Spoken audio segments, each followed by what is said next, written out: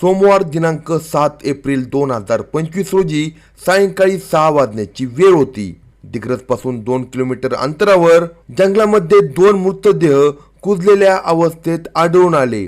या घटनेने तालुक्यासह पंचक्रोशीत एकच खळबळ उडाली. पोलिसांनी घटनास्थळी पोहोचून त्या मृतदेहाची पाहणी केली.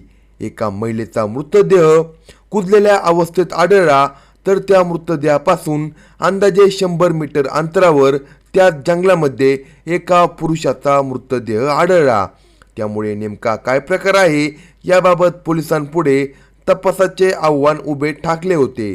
मृतक महिलेचे शरीर पूर्णपणे काळवंटलेले व कुजलेल्या अवस्थेत, तर त्या मृतक इसमाचे शरीर कुजलेले व कंबरेपर्यंत हाडाचा सांगाडा दिसत होता. मृतक पुरुषाच्या डोक्यापासून तर कंबरेपर्यंत हाडाचा सांगाडा व हातात चांदीचे गोल कडे होते. फॉरेन्सिक टीम घटनास्थळी आली आणि मृतदेहाचे घटनास्थळावरच पोस्टमॉर्टम करण्यात आले.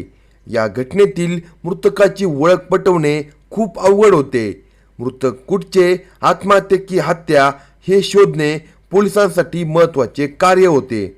या प्रकरणाच्या तपासासाठी पोलिसांची 6 पथके तयार करण्यात आली. तसेच यवतमाळ जिल्ह्यालगत असलेल्या अन्य जिल्ह्यात या घटनेची माहिती देऊन मिसिंगची माहिती घेण्यात आली. पोलीस स्टेशन दिग्रस हद्दीतील जंगल परिसरात दिनांक 7 एप्रिल रोजी एक महिला व एक पुरुष जातीचा असे 2 अनोळखी मृतदेह कुजलेल्या अवस्थेत मिळून आले होते. पोस्टमॉर्टम रिपोर्टमध्ये त्यांचा खून झाल्याचे निष्पन्न झाले. सोशल मीडियावर त्यांचे फोटो व्हायरल केले तेव्हा त्या दोघांची ओळख पटली. मृतक महिलेचे नाव सौभाग्यवती वर्षा धनराज गिरे, वय 26, तर मृतक पुरुष हा आकाश विलास बल्लाळ, वय 25 हा असल्याचे निष्पन्न झाले. त्या दोघांचा खून कुणी केला, का केला, कशासाठी केला या व्हिडिओमध्ये सविस्तर पाहू. जर चॅनलवर नवीन असाल तर कलम 302 या मराठी चॅनलला लगेच सबस्क्राईब करा. वाशिम जिल्ह्यातील मानोरा तालुक्यात उमरी या गावामध्ये वर्षा धनराज गिरे, वय 26 ही विवाहित महिला राहत होती. ती आणि तिचा नवरा दोघेही ऊस तोडणी कामगार म्हणून काम करत होते. ऊस तोडणीच्या हंगामात काम असेल तिकडे जाऊन ते पाल मारून राहत होते. काम करत होते, हंगाम संपला की परत येत होते.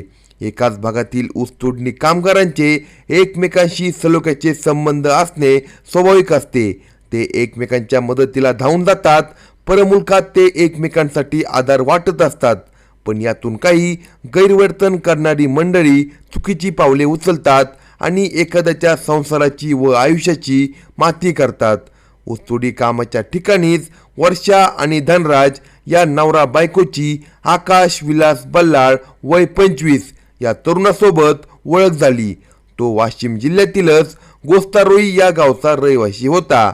एकाच जिल्ह्यातील असल्याने आणि एकच काम करत असल्याने त्यांच्यामधील ओळख वाढत गेली. त्यांची मैत्री झाली. पाहता पाहता वर्षा आणि आकाश यांच्यात जास्त जवळीक निर्माण झाली.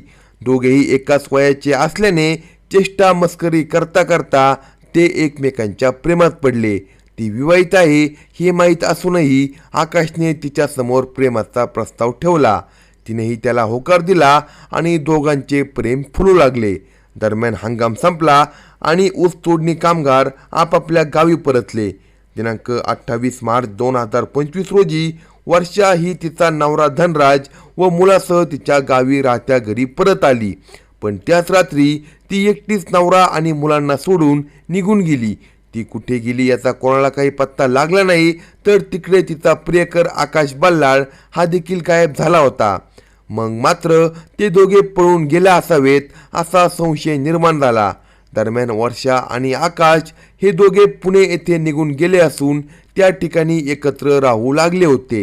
ही माहिती आकाश बल्लाळ, याचा भाऊ विकास बल्लाळ, चुलत भाऊ सज्जन बल्लाळ या दोघांना कळाली. विशालचे अजून लग्न झाले नव्हते. त्याने चुकीचा निर्णय घेतला होता. त्यामुळे समाजात बदनामी होईल या भीतीने त्याच्या घरच्या मंडळींनी त्याला परत आणण्याचे ठरवले. त्यासाठी भारत शिकारे यांचे पिकअप वाहन घेऊन ते पुणे या ठिकाणी गेले. त्या ठिकाणी आकाशचा मामा विशाल शिकारे याला भेटले. त्यानंतर त्यांनी आकाश व वर्षा यांचा शोध घेऊन त्यांना शोधून काढले. त्यावेळेस त्या दोघांचे लग्न लावून देतो असे म्हणून दिनांक 2 एप्रिल 2025 रोजी पुणे येथून ते निघाले. ते वाशिम मार्गे पुसद येथे दिनांक 3 एप्रिल 2025 रोजी सायंकाळी आले. पुसद येथे वर्षा व आकाश यांना लॉजमध्ये रूम करून दिली. त्यानंतर ते चौघे गोरता या गावी परत आले. तेव्हा विकास बल्लाळ, विजय शिकारे आणि विशाल शिकारे यांनी आपली समाजात बदनामी होऊ नये म्हणून आकाश आणि वर्षा यांना जीवानिशी ठार मारण्याचा कट रचला. त्यानंतर दिनांक 4 एप्रिल 2025 रोजी चौघेही पुन्हा पिकअप वाहनाने वाशिम येथे पोचून आकाश आणि वर्षा या दोघांचा त्यांनी दिवसभर शोध घेतला. सायंकाळी आकाश व वर्षा या दोघांशी त्या चौघांची भेट झाली. तेव्हा तुमचे लग्न लावून देतो अशी समजूत काढून त्यांना घेऊन रात्री 8:30 वाजण्याच्या सुमारास दिग्रस येथे परत आले.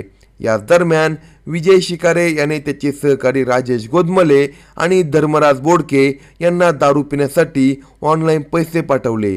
त्यांना आपल्याला दोघांना मारायचे आहे असे सांगून खून करण्यासाठी बोलवले. तर आकाशचा भाऊ विकास बल्लाळ, चुलत भाऊ सज्जन बल्लाळ, मामा विशाल शिकारे असे गोस्ता येथे त्यांच्या घरी परत गेले.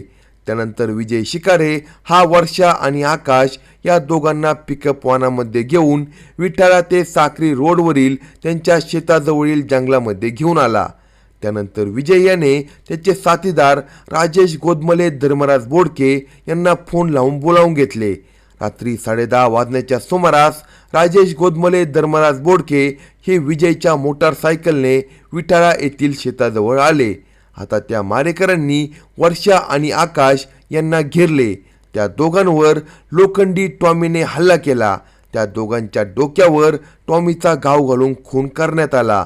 त्यानंतर पुरावा नष्ट करण्याच्या उद्देशाने दोघांचे मृतदेह पिकअप वाहनामध्ये टाकून फेटरी साक्री गावच्या वन विभाग जंगल परिसरामध्ये फेकून दिले.